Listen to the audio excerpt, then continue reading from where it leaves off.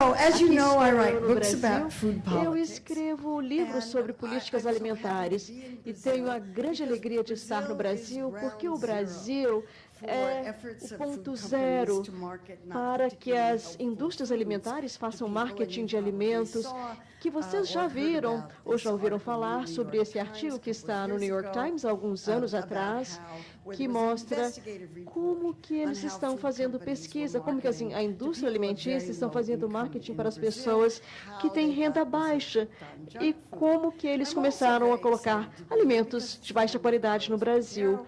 Aqui também a terra do Carlos Monteiro, também é importante identificar esses alimentos ultraprocessados, os alimentos que vocês devem evitar, simplificando o conselho alimentar para 1 ou 2, como os vegetais, evitem alimentos ultraprocessados. Com tanta pesquisa para dar suporte, eu fiquei muito impressionada, antes de vir ao Brasil, de ver este estudo de Kevin sobre metabolismo nos Estados Unidos. Eles realizaram uma pesquisa, um estudo controlado das pessoas que se alimentam com alimentos ultraprocessados e aquelas que não se alimentam de alimentos ultraprocessados, que comem coisas similares. E esse estudioso mostrou claramente que as pessoas que comiam alimentos ultraprocessados estavam consumindo mais calorias, comiam mais, do que as pessoas que não consomem alimentos ultraprocessados com uma dieta bastante simples, e isso tinha uma relação profunda com obesidade, com resultados bastante simples e claros. Eu também estou muito feliz. Eu sei que vocês estão tentando fazer alguma coisa sobre o Brasil. Ele lidera o mundo em pesquisa sobre esses tipos de estudos que mostram que há uma proposta de como que você vai e outros testes que foram feitos. Isso também é bastante importante. E o outro aspecto extremamente importante são as diretrizes alimentares que surgiram no Brasil há alguns anos, que, sem pergunta alguma, são diretrizes que, em parte, porque elas lideram o mundo da forma que nós falamos, também sobre a questão dos rótulos, as questões de agricultura, políticas na área de agricultura, que também é necessário ter justiça social com todas essas diretrizes alimentares. Estou extremamente honrada de estar no Brasil e feliz de estar com vocês. Agradeço novamente a todos que promoveram a minha vinda ao Brasil. É muito interessante observar as diretrizes alimentares, porque tem uma carreira nessa área, mas também porque eu acho que é extremamente importante que se sigam o que é chamado o sistema alimentar. Essa abordagem vê uma maneira completa de como os alimentos são produzidos, consumidos, e não sermos capazes de falar apenas sobre as políticas nutricionais, mas falar sobre a questão de agricultura e como que nós conectamos políticas. Opa!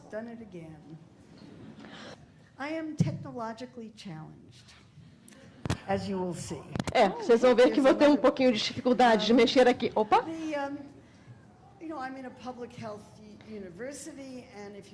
Eu trabalho em uma universidade que trabalha na área de questões alimentares. Todos são problemas dos sistemas alimentares. Por exemplo, insegurança alimentar, de não ter alimento suficiente, as pessoas têm fome, malnutridos, ou de ter comida demais, e você desenvolve obesidade, doenças com fatores de riscos, principalmente obesidade, doenças cardíacas. E cada vez mais é importante observar que o consumo e os sistemas ligados a ele que afetam o meio ambiente.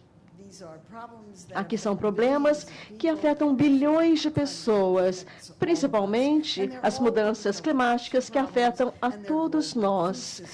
E também os problemas dos sistemas alimentares.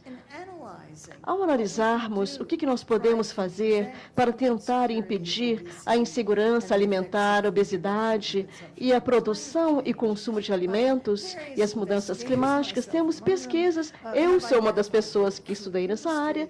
Nós identificamos que a indústria alimentar tem um componente-chave ao tentar fazer algo nessa área, especialmente esse artigo que nós falamos sobre a causa raiz desses problemas, que era esse sistema de alimentar para maximizar a lucratividade. Eu devo dizer também que eu simpatizo pelas indústrias alimentares, pois elas devem ser compreendidas.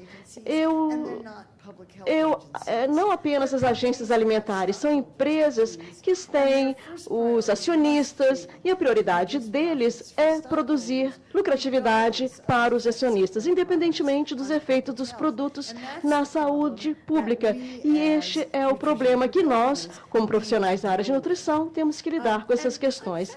Então, eu estou fascinada por esses pontos. Eu não acho que os profissionais da nutrição acham que a indústria alimentar deva ser levada em conta.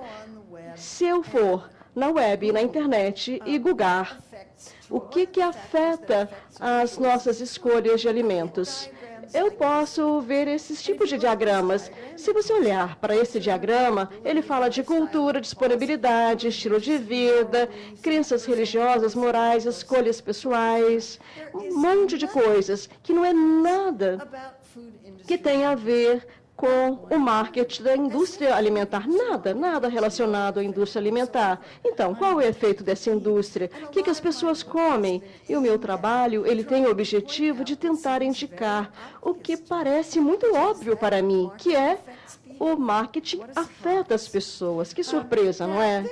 Então, temos muitas pesquisas na área sobre os efeitos do marketing nas escolhas comportamentais, mas muito pouco dessa pesquisa foi feito sobre a indústria alimentar.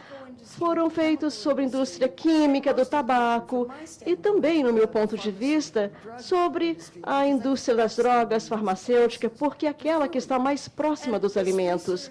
Essa pesquisa que nós fizemos sobre o efeito do financiamento da pesquisa, os médicos que prescrevem drogas, as pesquisas que são realizadas para avaliar a eficácia dos medicamentos, nós vimos que nos últimos 15, 16 anos que foi pesquisada, muitos livros, muitas bibliotecas, milhares de artigos.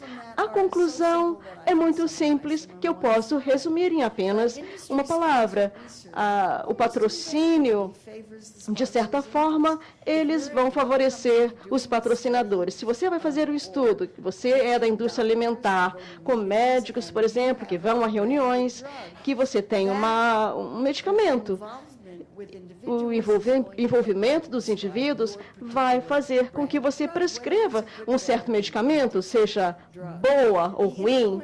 A influência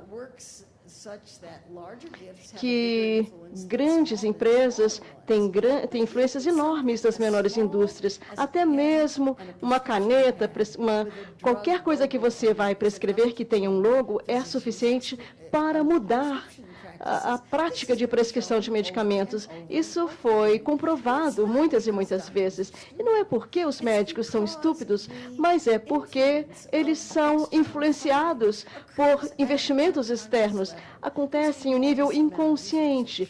Há muita pesquisa que comprova o que eu digo. As pessoas são influenciadas pelos investimentos que não têm essa intenção de ser influenciados. Elas são inconscientes dessa influência. Elas não reconhecem essa influência e tendem a negar. Não, esses investimentos não afetam a minha ciência de forma alguma. A justificativa são injustificáveis. E esses recursos, esses investimentos são necessários, mas não são suficientes. As conclusões que eu tenho, a partir de milhares de estudos sobre a indústria farmacêutica, são que os investimentos durante o período de novo, não consigo entender o que eu estou fazendo. Qual é os efeitos dos financiamentos da pesquisa? Eu descobri 11 estudos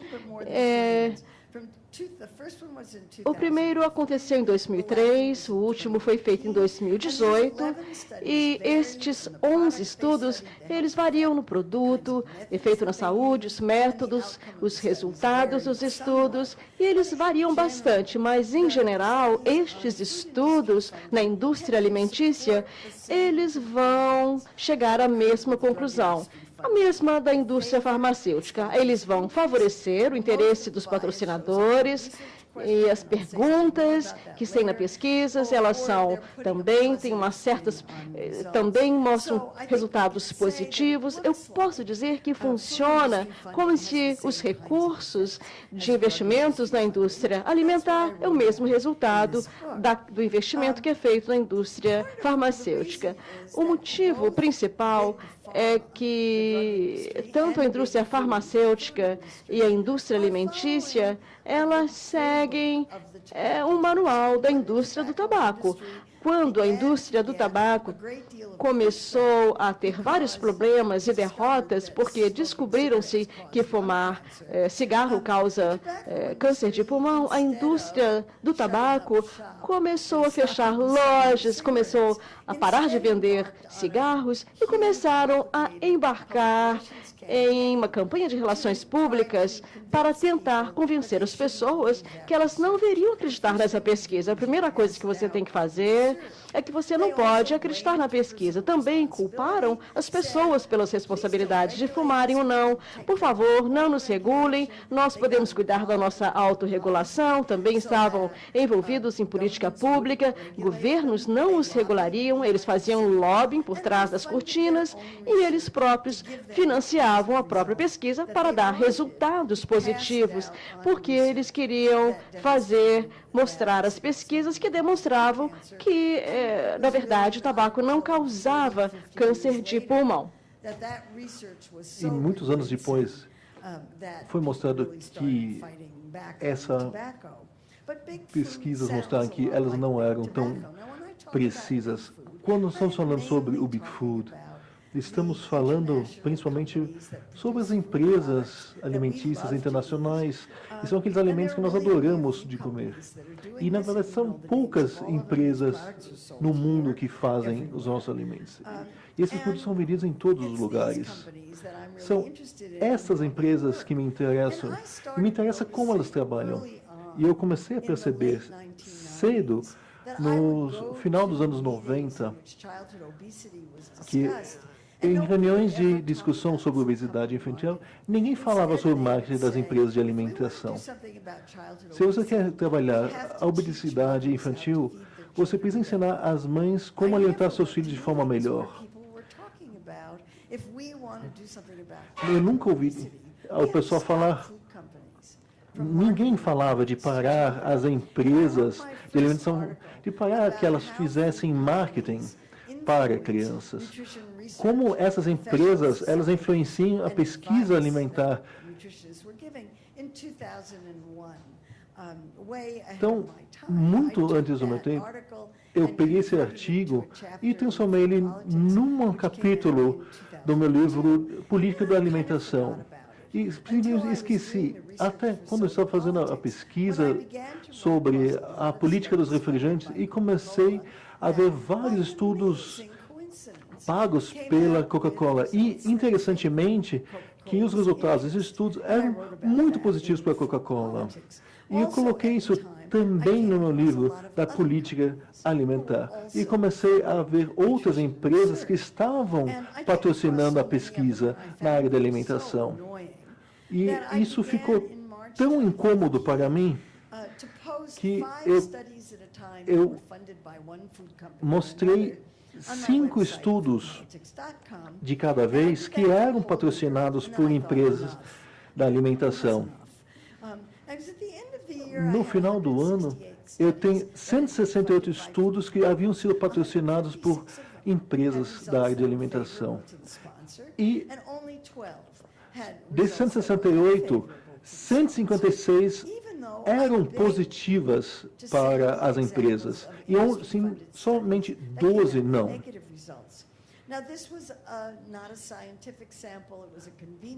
Então, na verdade, isso aqui não foi feito de forma sistemática pelos cientistas, mas tive algumas informações bastante interessantes. Então, haviam tantas empresas de alimentação e associações que estavam patrocinando pesquisas para conseguir resultados em seus próprios interesses. Isso está muito errado.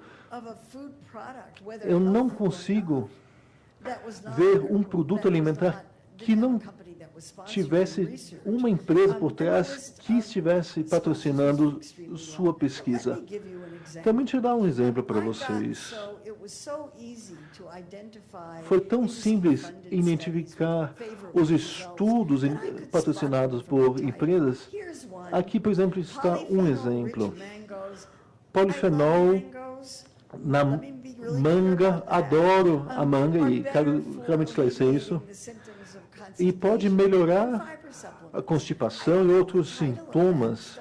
Então, eu vi esse título e pensei, nossa, quem pagou por isso? Olha aí, ó.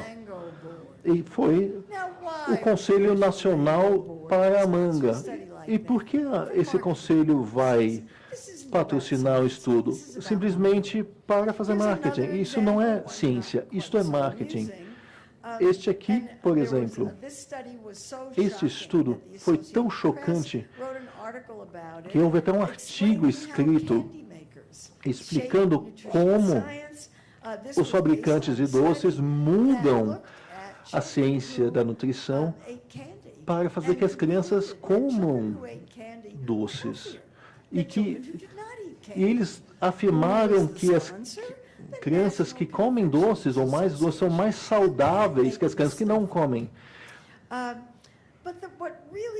Mas o que realmente me deixou muito chateada e me fez escrever esse livro foi um artigo que saiu no New York Times em agosto de 2015 sobre um grupo de pesquisadores nos Estados Unidos que criou uma organização para defender a ideia que a atividade física é mais importante do que você come em relação ao que você pesa.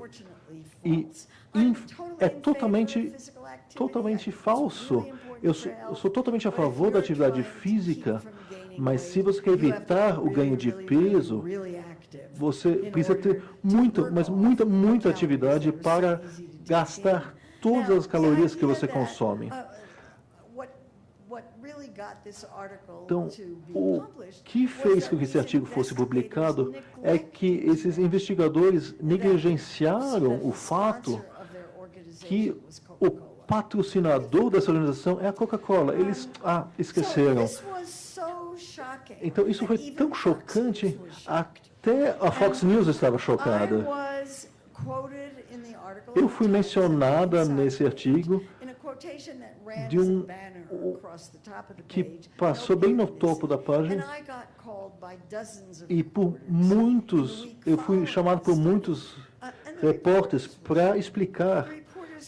E eles ficaram chocados e eles não acreditavam que a Coca-Cola financiava esse estudo, que os cientistas aceitavam o dinheiro da Coca-Cola para fazer pesquisas como essas. E eles não acreditavam que as universidades aceitassem que as suas faculdades fizessem pesquisas como essas. Muitas pessoas não entendem como o sistema funciona e por isso eu tive a oportunidade de escrever meu livro. E eu fiz exatamente isso. Então foi um artigo muito interessante e que teve um impacto gigantesco. Então, outra coisa são os e-mails que nós discutimos. O escritor teve acesso a vários e-mails da Coca-Cola. Então, se você não tem a liberdade da informação, boa sorte com o governo que está aí, mas vocês precisam da liberdade de imprensa aqui também. A Coca-Cola tinha uma agenda preparada para várias pesquisas, tinha as apresentações preparadas dessa organização, e tinha até próprios funcionários trabalhando. E fez até uma certa espionagem em relação aos críticos dessa organização.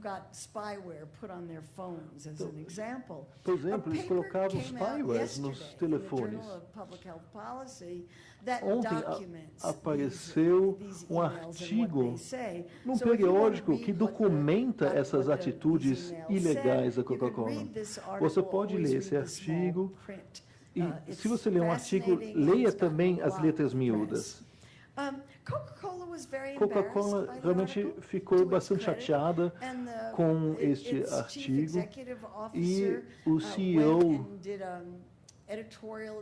fez um editorial no Wall Street Journal e diz que isso nos reflete a empresa, os nossos valores, e nós vamos fazer com que o nosso financiamento seja totalmente transparente. Se você colocar lá no Google Coca-Cola Transparency, transparência Coca-Cola, você vai ver todos os financiamentos feitos pela Coca-Cola. E a Coca-Cola revelou que de 2010 a 2018, ela gastou 147 milhões de dólares em parcerias e pesquisa. Então, isso aqui é um site muito interessante. Se você gosta de uma fofoca, você pode entrar aqui e ver quem ganhou dinheiro e quanto ganhou. Então, aqui você pode ver a análise feita. A Universidade de São Francisco fez essa pesquisa que eu estou falando. As bebidas adoçadas com açúcar, eles estão associadas com obesidade e diabetes. Eles encontraram 60 estudos que tentaram responder essa pergunta. Em 26 estudos, a resposta foi não, que as bebidas adoçadas com açúcar não têm nada a ver com obesidade e diabetes. E, interessantemente, 25 desses estudos foram financiados pela indústria. E, ao contrário desta afirmação, eles acharam 34 estudos que falavam sim, as bebidas adoçadas com açúcar estão ligadas à obesidade e diabetes, e, nesses casos, somente uma estava financiada pela indústria que nunca, e esse cientista nunca mais ganhou um patrocínio. É interessante de ver, e esses resultados continuam aparecendo.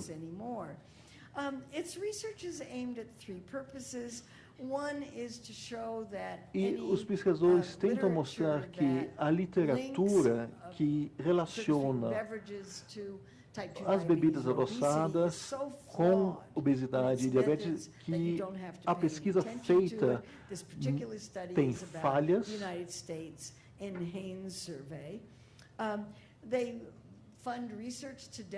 Eles também patrocinam as pesquisas para mostrar que essas pesquisas que fazem esse relacionamento, além de erradas, elas simplesmente têm importância demais. E também houve, ou há, isso é um problema público hoje em dia. Existe, há um mês atrás, um jornal importante na área da nutrição teve um artigo fantástico de como as empresas de alimentação estão financiando os testes clínicos. Eles são muito caros. E eles estão financiando esses estudos clínicos para validarem seus produtos. O que eles estão fazendo? Eles estão contratando grupos de pesquisa que trabalham para as empresas de alimentação para terem o resultado da pesquisa que eles querem. E eles sabem exatamente como criar os estudos, como analisar os dados, como manipular as estatísticas, para que os estudos tenham o resultado que eles querem. Essas atividades têm um efeito grande no resultado dos testes clínicos. Então, é muito fácil você criar testes clínicos para que eles mostrem os seus resultados.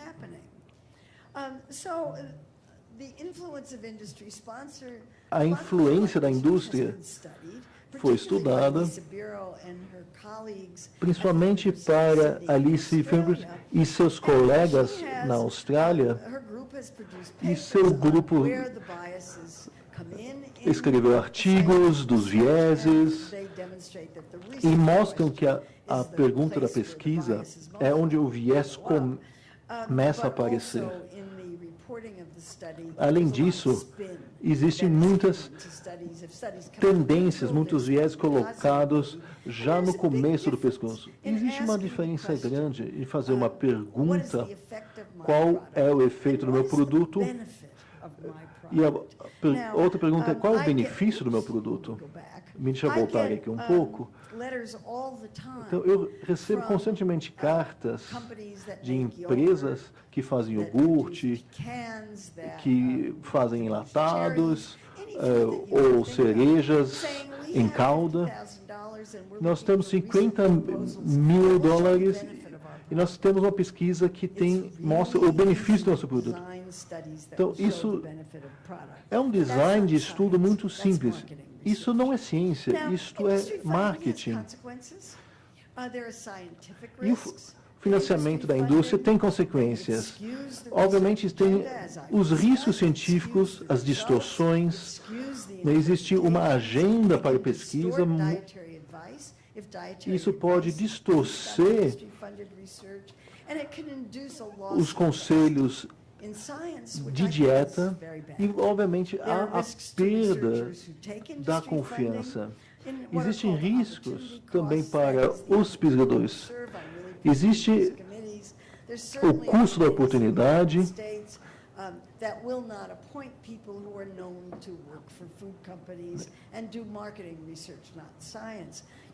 Você pode ficar exposto na imprensa e pode ser muito constrangedor para você. Existem riscos públicos.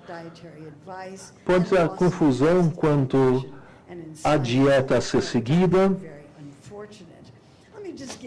Eu vou dar apenas um exemplo dessa exposição à indústria farmacêutica, mas é uma que é mais limpa. Este senhor, ele foi muito conceituado e ele falava sobre alimentação, também trabalhava em hospitais do câncer. Ele publicou vários documentos, vários artigos que ele negligenciou, documentos sobre medicamentos, sobre a eficácia dos medicamentos. E ele deixou de dizer que ele era um consultor pago para a empresa das indústrias farmacêuticas, mas por causa de todas as provas com relação à influência dos recursos vindos da indústria alimentícia e da indústria farmacêutica, nós dizíamos que elas estavam sendo expostas publicamente, quanto dinheiro que eles davam para os hospitais, para os médicos, e que era importante colocar essa informação na web e que você poderia entrar em segredo, em partes mais confidenciais, colocar o nome de uma pessoa, e é isso que foi feito por um jornalista do New York Times. E descobriram que esse médico, ele era um consultor e ele tinha um relacionamento financeiro com 30 empresas da indústria farmacêutica e ele escrevia artigos sobre essas empresas. Ele perdeu o seu trabalho, mas, felizmente, ele foi contratado pela AstraZeneca com um cargo muito bem conceituado e, no final das contas, ele se deu bem. Bem, talvez seja o momento de dizer que há um debate enorme sobre literatura nutricional. E quem é que está fazendo investimento? Há pessoas que discutem que a parceria entre organizações da saúde e a indústria alimentícia são tão ruins para a nutrição da saúde das pessoas que por isso as destroem. Por outro lado, algumas pessoas dizem que nós devíamos dar as boas-vindas aos recursos da indústria alimentícia. Eu gostaria de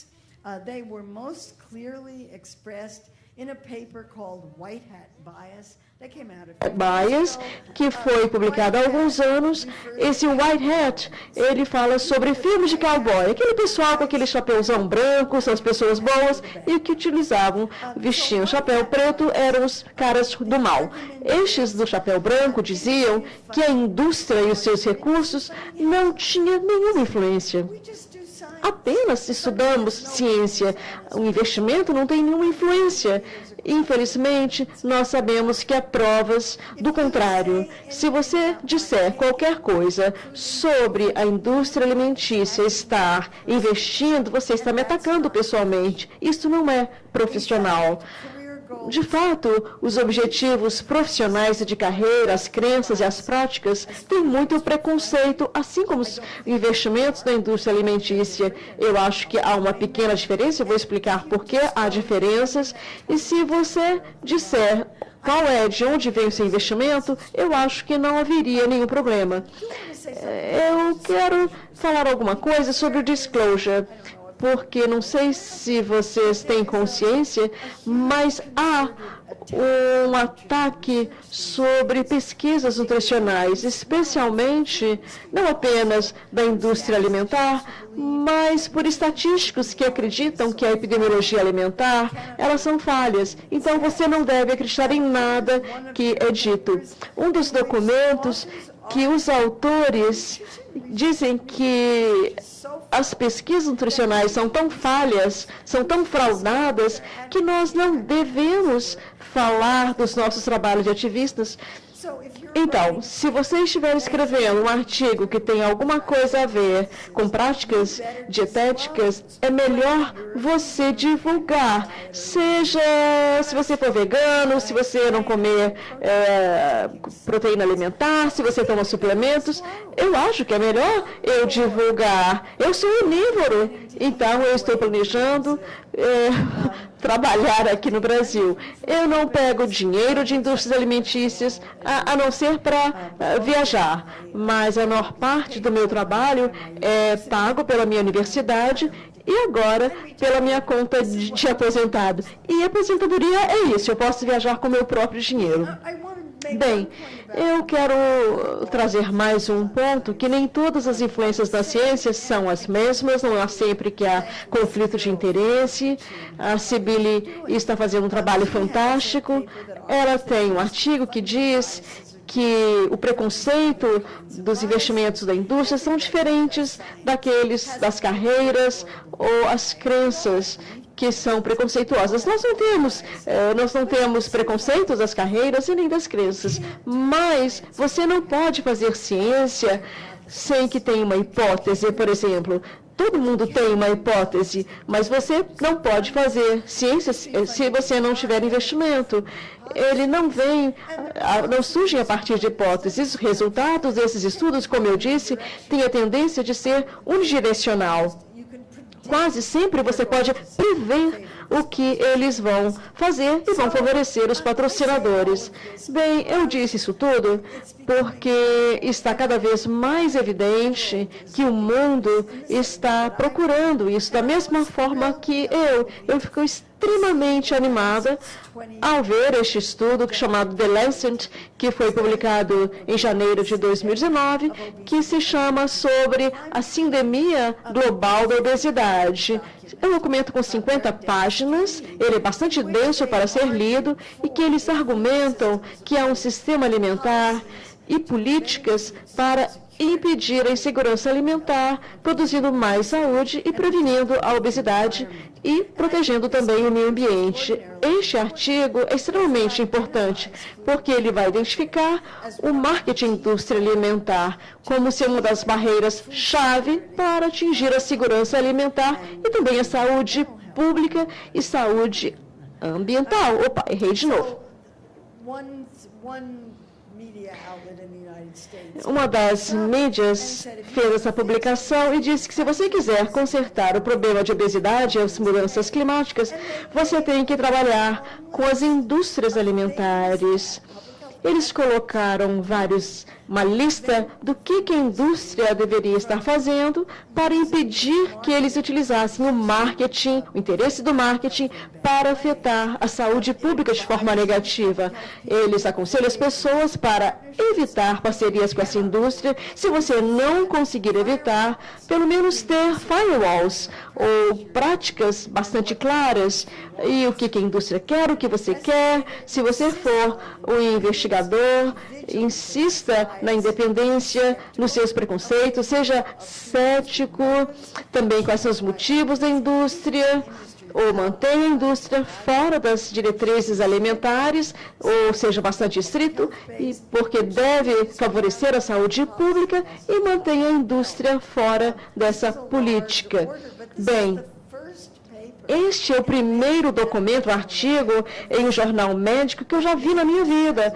Talvez sejam os argumentos que eu acho que sejam extremamente importantes. Devem ser lidos por todos e traduzido para o português para que todos tenham acesso a este documento. Meu conselho também para vocês que estão neste campo é que antes de vocês lerem qualquer outro estudo na área saúde, pesquisem quem é que está investigando, ou quem vai investindo neste estudo, e sejam céticos quando necessário. Eu paro aqui e agradeço a todos. Até mais.